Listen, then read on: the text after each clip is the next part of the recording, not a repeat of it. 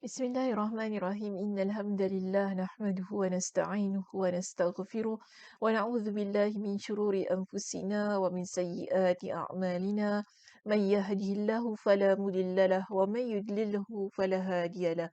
Wa asyhadu an la ilaha illallah wahdahu la syarika lah wa asyhadu anna Muhammadan 'abduhu wa rasuluh. Amma ba'd. Rabbi shrah li sadri wa yassir li amri wahlul 'uqdatam min lisani yafqahu qawli. Rabbi zidni ilma warzuqni fahma. Allahumma inna nas'aluka ilman nafi'a wa rizqan tayyiba wa amalan mutaqabbala. Assalamualaikum warahmatullahi wabarakatuh. Apa khabar jemaah kita di Masjid An-Naim pada malam ini? Alhamdulillah di tahun baru kita, tahun 2023, bertemu sekali lagi dalam perbincangan kitab kita iaitu 40 hadis sahih, kisah ghaib dan ajaib. Kitab yang disusun oleh Profesor Dr. Umar Sulaiman Al-Ashqar yang menjadi topik perbincangan kita dalam kuliah yang dikendalikan oleh saya.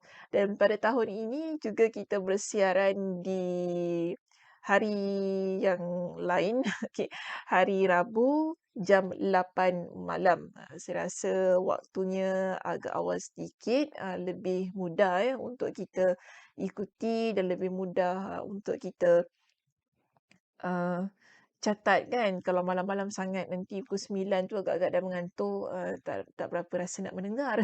Tapi alhamdulillah lah tahun ini kita bermula dalam keadaan yang serba baru. Mudah-mudahan ianya memberikan kemudahan untuk saya juga, untuk kita semua yang ingin mengikuti pengajian kita pada kuliah kita ini, di kuliah kita ini.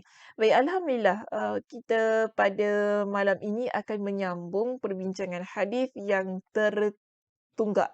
Okey. Perbincangan hadis yang masih lagi belum selesai, iaitu hadis kita yang ke-14 berkenaan dengan kisah yang berlaku di padang mahsyar.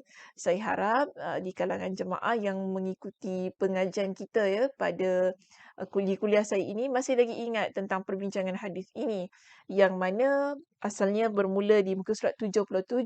Jadi sambungan perbincangan untuk hadis ini pada malam ini akan bermula dari muka surat yang ke-80. Kisah ini jika masih ingat lagi kalau nak penuhnya saya cuma nak touch and go saja tentang apa yang dibincangkan dalam hadis ini sebelum saya masuk kepada sambungan perbincangannya.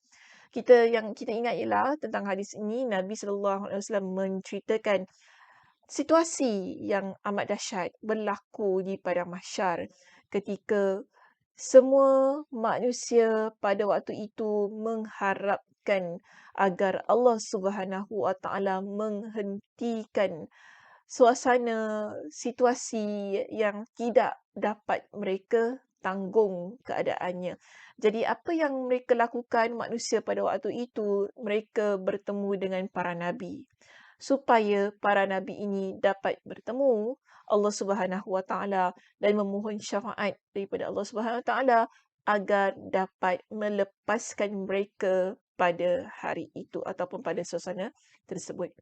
Jadi yang telah saya bincangkan pada sesi yang lepas, pada tahun lepas, ialah tentang bagaimana situasi mereka ini bertemu dengan satu demi satu para nabi. Yang pertama sekali mereka bertemu dengan Nabi Adam, kemudian mereka bertemu dengan Nabi Nuh, Nabi Ibrahim dan Nabi Musa alaihi salam. Kesemua mereka menolak untuk menolak permintaan lah yang diajukan kepada mereka agar dapat bertemu dengan Allah dan memohon syafaat kepada Allah Subhanahu Wa Taala untuk hari tersebut ataupun suasana tersebut. Dan saya berhenti pada perbincangan Nabi Musa alaihi salam. Pada waktu itu Nabi Musa pula menyarankan kepada seorang lagi nabi yang lain, iaitu Nabi Isa alaihi salam. Jadi bagaimana adakah Nabi Isa alaihi salam dapat menunaikan ataupun menyambut permintaan orang ramai pada waktu itu agar bertemu dengan Allah, memohon syafaat kepada Allah supaya mereka dapat lepas daripada suasana yang begitu dahsyat pada waktu itu. Baik, di sinilah permulaan perbincangan kita pada malam ini. Mereka pun bertemu dengan Nabi Isa alaihi salam.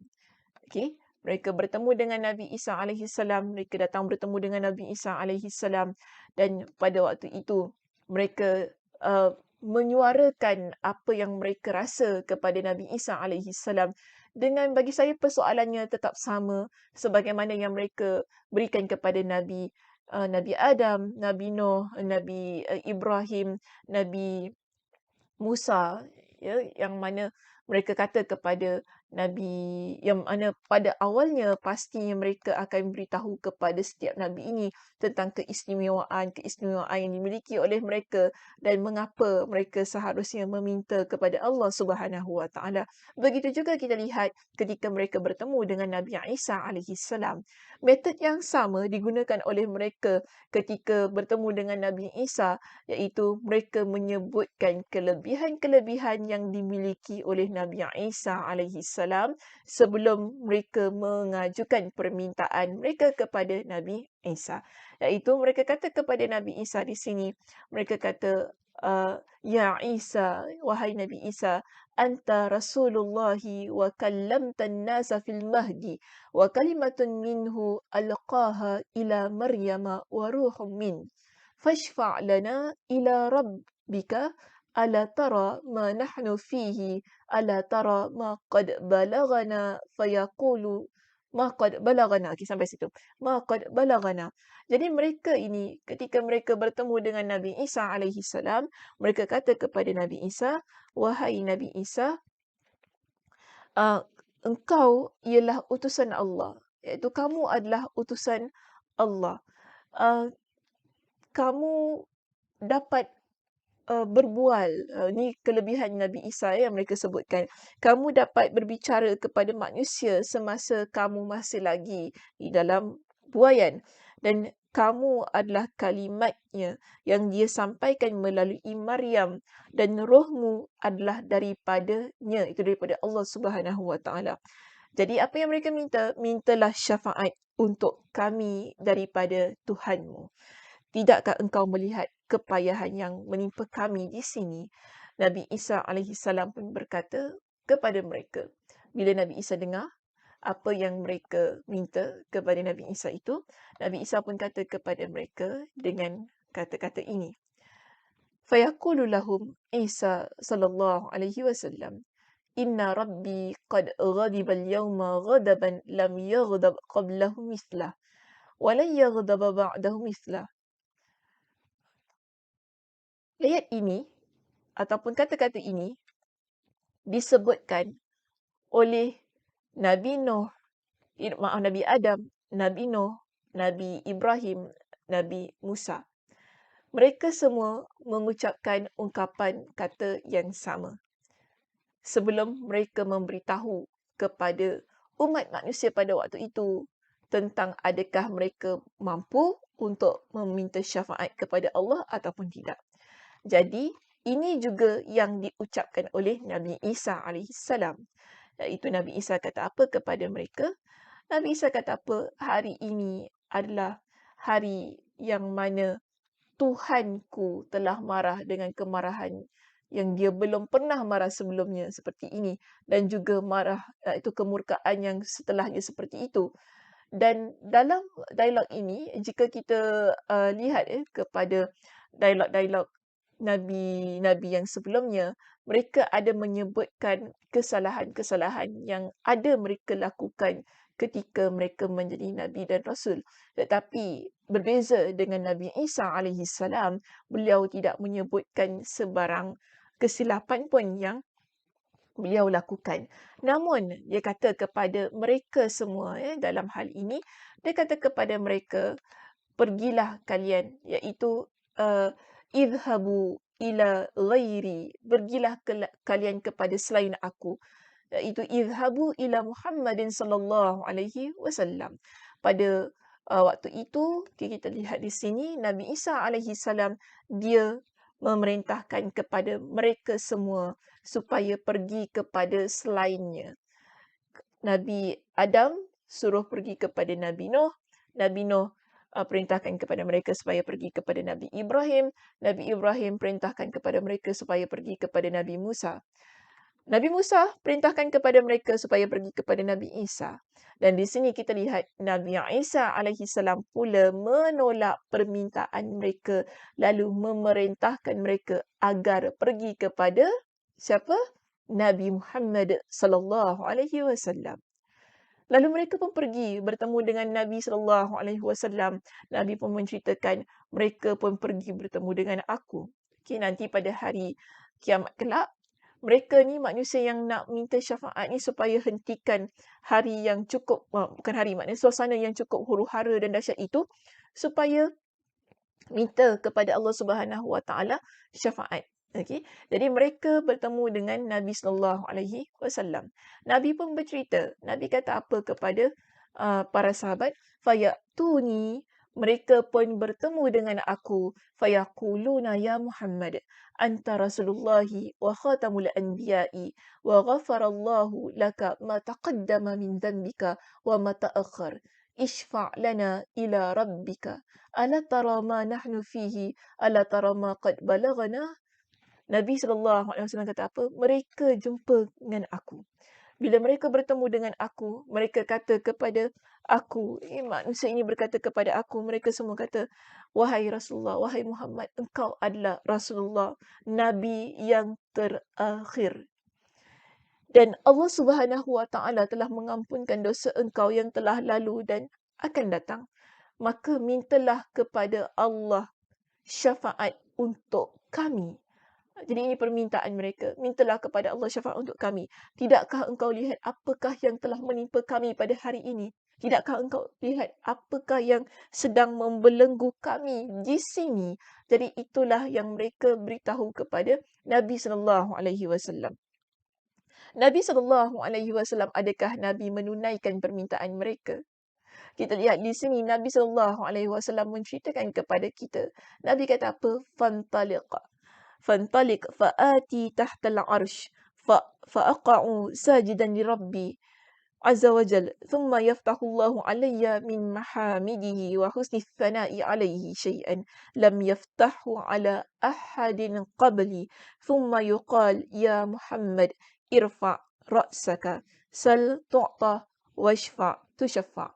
Nabi SAW memberitahu kepada para sahabat, aku pun bertolak bertemu dengan Allah Subhanahu Wa Taala.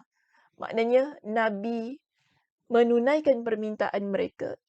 Jika Nabi Adam, Nabi Nuh, Nabi Ibrahim, Nabi Musa, Nabi Isa, 5 orang Nabi menolak permintaan itu dan memerintahkan mereka bertemu dengan Nabi-Nabi yang lain. Nabi Muhammad sallallahu alaihi wasallam adalah seorang Nabi yang tidak menolak permintaan tersebut dan Nabi meraihkan permintaan itu. Lalu Nabi sallallahu alaihi wasallam bertemu dengan Allah Subhanahu Wa Taala. Nabi ceritakan bagaimana keadaan pertemuan itu berlaku. Nabi ceritakan di sini, Nabi kata apa kepada para sahabat? Lalu aku pergi dan datang di bawah arash. Lalu aku bersujud kepada Rabbku. Kemudian Allah memberiku kurnia berupa sanjungan dan pujian baik yang tidak diberikan kepada seorang pun sebelumku. Kemudian diseru ya, di situ silap dari sudut taipan dalam slide saya di sini. Kemudian diseru, wahai Muhammad, bangunlah, mintalah pasti kamu diberi dan mintalah syafaat pasti dikabulkan syafaatnya. Bermakna Allah Subhanahu Wa Taala perkenankan Nabi sallallahu alaihi wasallam untuk memintakan syafaat bagi orang ramai pada waktu itu, bagi umat manusia pada waktu itu. Dan Allah perintahkan kepada Nabi, minta maka engkau akan diberikan, dan mintalah syafaat maka engkau akan diberikan syafaat itu. Lalu apa yang Nabi sallallahu alaihi wasallam ceritakan kepada kita, apa yang berlaku seterusnya, Nabi sallallahu alaihi wasallam pun memberitahu kepada kita, Allah Subhanahu Wa Taala perkenankan. Maka aku pun mengangkat kepala aku. Di sini Nabi kata, fa arfa'u ra'si fa aqulu ya rabbi. Fa arfa'u ra'si fa aqulu ya rabbi ummati ummati. Aku pun mengangkat kepalaku Lalu aku katakan kepada Allah, Ya Rabb, umatku, umatku. Apakah jawapan Allah Subhanahu wa taala kepada Nabi sallallahu alaihi wasallam? Nabi kata di sini, fayuqalu ya Muhammad. Jadi Allah Subhanahu wa taala pun kata kepada Nabi sallallahu alaihi wasallam, wahai Muhammad, adkhil, okey, masukkanlah al-jannata min ummatika man la hisaba alaihi min al-babil aymani min abwabil jannah wa hum syuraka'un nasi fima siwa dhalika min al-abwab walladhi nafsu Muhammadin biyadihi inna ma bainal misra'aini min masari'il jannah lakama baina kama mana tadi? Maaf ya. Min masari'il jannah kama baina Makkah wa Himyar atau kama baina Makkah wa Busra.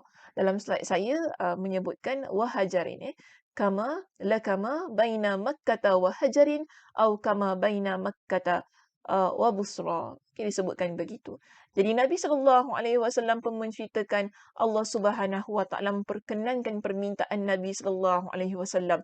Lalu Allah Subhanahu Wa Taala pun memerintahkan Nabi SAW agar memasukkan umat baginda ke dalam syurganya, iaitu siapakah yang diperkenankan untuk masuk terlebih dahulu.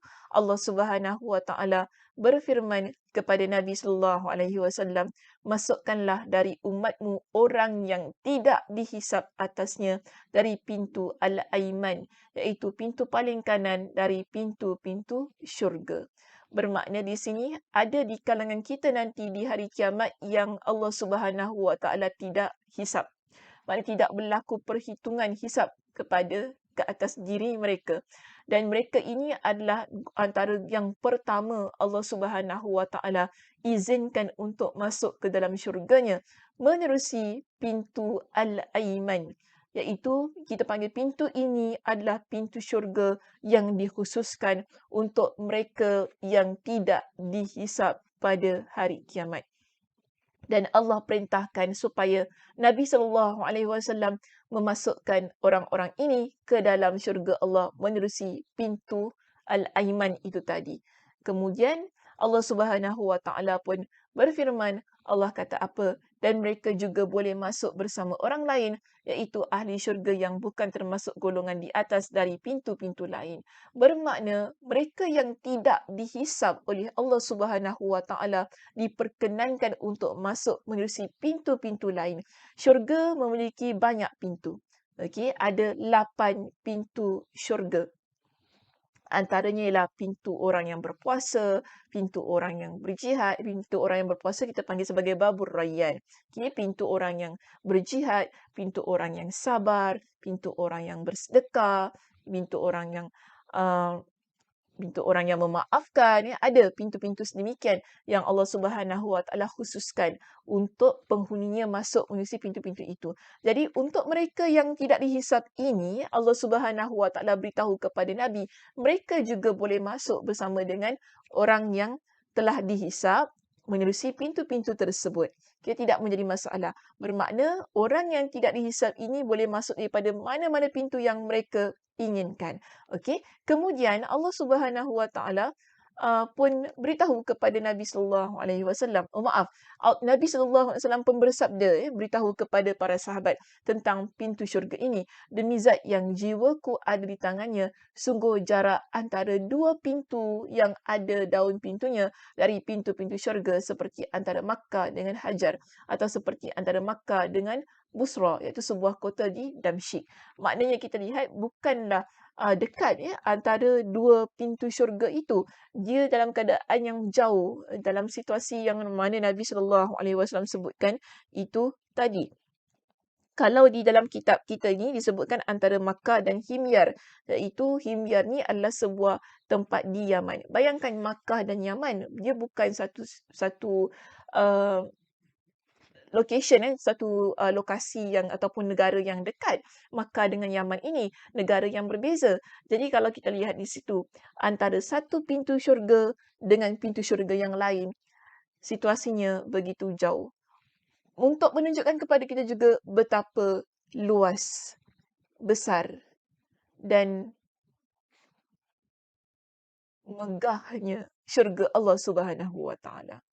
Okey, sampai situ saja perbincangan hadis yang terdapat dalam kitab kita di sini dan kita akan masuk kepada pengajaran okey, yang disenaraikan di dalam kitab kita. Ada banyak pengajaran yang boleh kita ambil dan ada disenaraikan kepada kita sebanyak 19 pengajaran.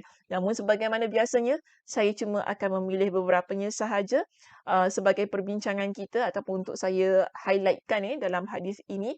Yang lain tu saya kira boleh dibaca sendiri bagi mereka yang memiliki kitabnya.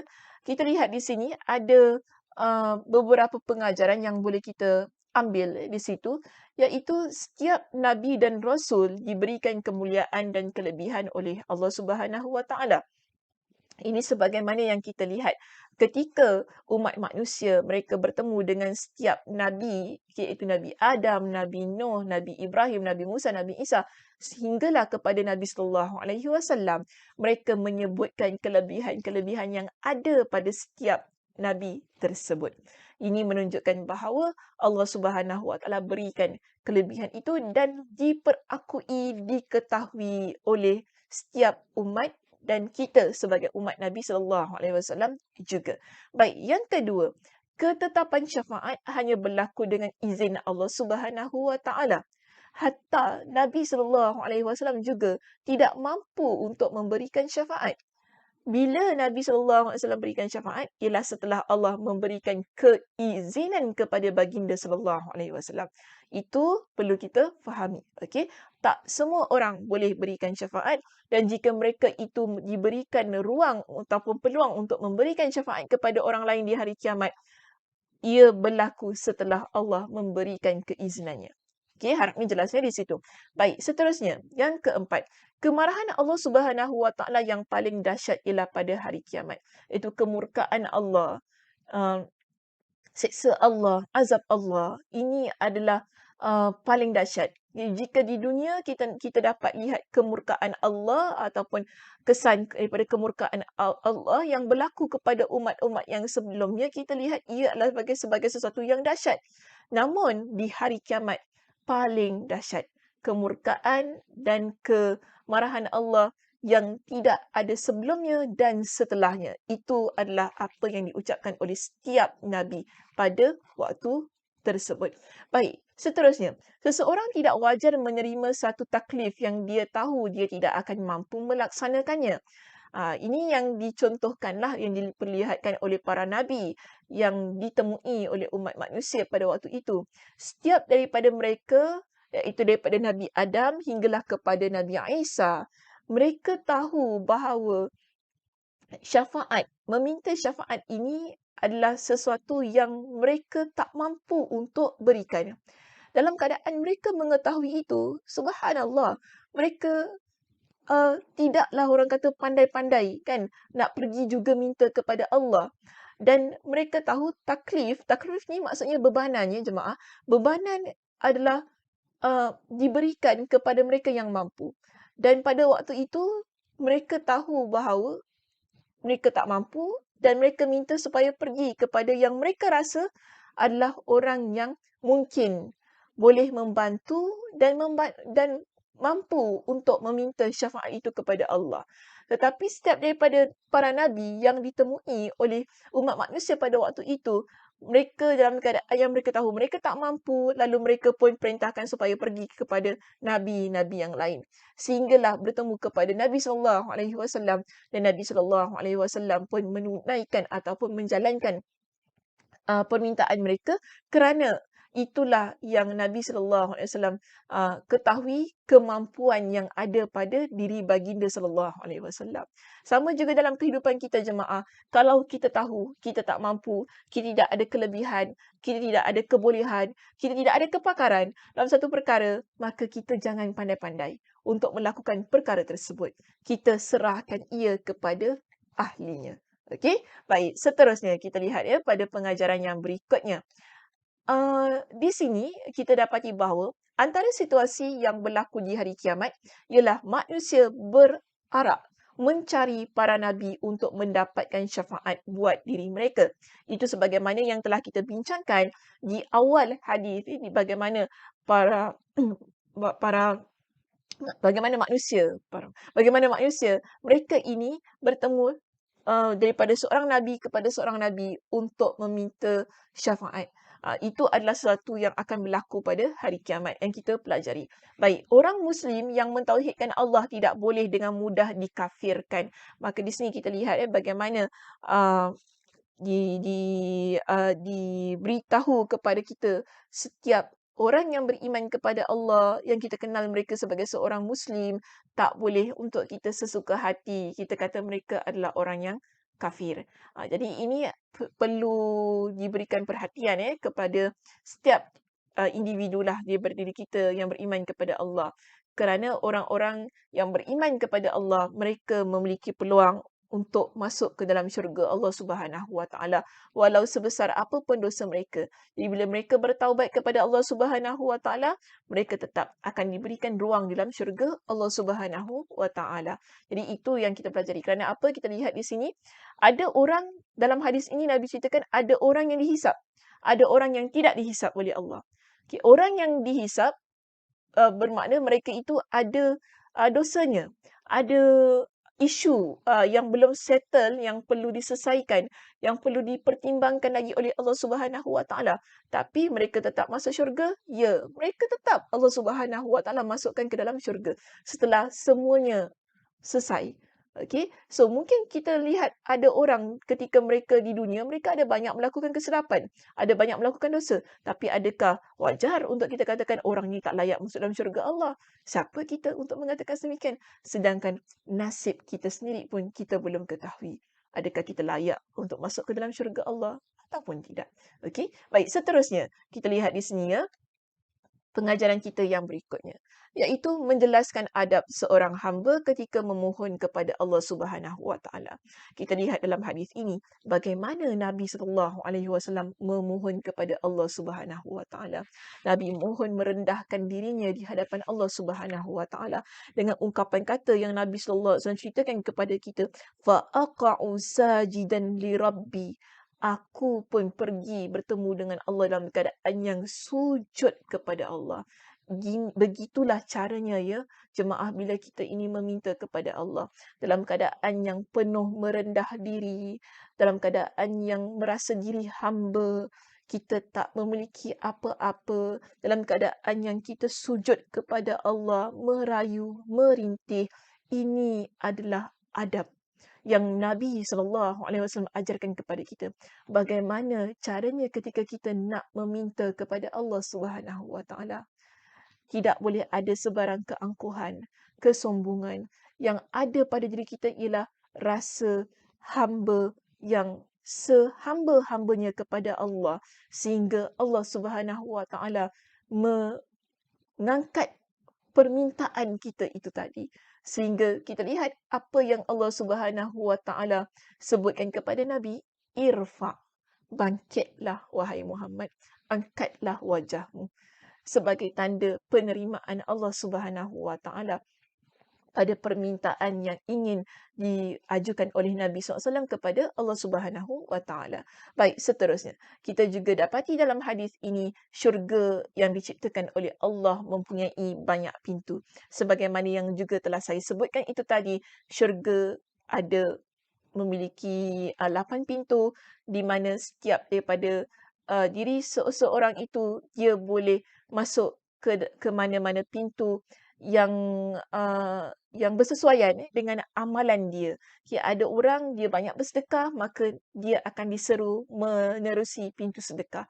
Ada orang dia banyak berjihad, maka dia akan diseru menerusi pintu jihad.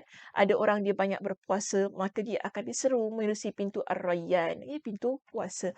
Ada juga pintu yang disebutkan oleh para ulama sebagai pintu uh, pintu orang yang memaafkan, orang yang mana dia ini mudah memaafkan orang lain kan. Allah Subhanahu Wa Taala akan diperintahkan, dia diseru melalui pintu tersebut. Jadi jelas kepada kita bahawa pintu bukan hanya pintu, babul aiman tadi yang disebutkan oleh Nabi sallallahu alaihi wasallam, itu pintu syurganya. Bukan pintu itu saja, tetapi pintu syurga ni ada banyak. Maka kita boleh, berusaha daripada sekarang, kita nak masuk daripada pintu yang mana satu. Bagi saya semua pintu ini adalah pintu-pintu yang baik. Yang penting beramallah sehabis usaha kita, mana all out kita dalam beramal agar kita dapat masuk melalui mana-mana pintu. Kerana Abu Bakar radhiyallahu an pernah bertanya kepada Nabi sallallahu alaihi wasallam, "Wahai Rasulullah, adakah orang yang dapat memasuki pintu daripada kesemua pintu itu?" Nabi SAW kata, "Ya, ada. Dan aku berharap engkaulah wahai Abu Bakar yang akan dapat masuk melalui semua pintu itu nanti." Okey, jemaah, itu sahaja perbincangan kita pada malam ini. Terima kasih di atas perhatiannya. Mudah-mudahan Allah Subhanahu Wa Taala memberkati kita dalam pertemuan kita ini. Mudah-mudahan Allah Subhanahu Wa Taala memberikan kepada kita dengan kesihatan agar kita dapat bertemu pada minggu hadapan untuk kita menyambung perbincangan kita.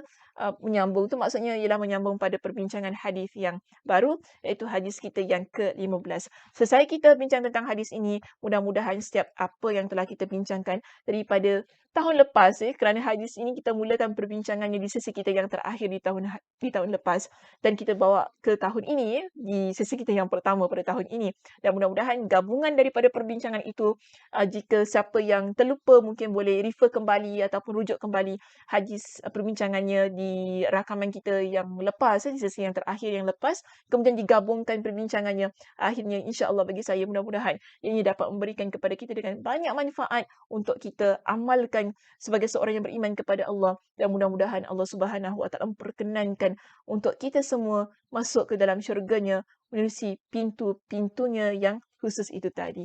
Wallahu a'lam bishawab. Mudah-mudahan kita dapat bertemu pada minggu hadapan dan diberikan dengan Allah Subhanahu Wa Taala dengan kekuatan untuk terus-terusan menuntut ilmu Allah Subhanahu Wa Taala. Saya tutup dengan tasbih kafarah. Subhanakallahumma wa bihamdika asyhadu an la ilaha illa anta astaghfiruka wa atubu ilaik. Assalamualaikum warahmatullahi wabarakatuh.